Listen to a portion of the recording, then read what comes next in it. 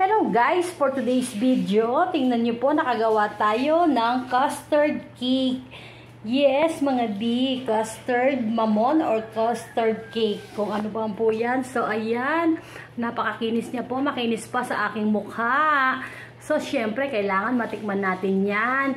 Yung full ingredients po nito ay lalagay ko po sa comment section. Pero mga mi, first time po pong gumawa nito. So, not bad for first time. Ito po yung ating kakainin for today's video. Tingnan nyo naman po. Oh, napaka-creamy. And then, napakalambot po ng kanyang mamon. Buhat bangko yarn. Pero, totoo po mga B. Ayan siya. Siyempre, papatneran natin ng kape yan. Kung makapapansin nyo po, ayan. May nakasarang tayong mamon. Pero, mamaya-maya na po yan, di ba guys? Ito na siya. Oh, siya. Napakinis ko po siya ng gusto.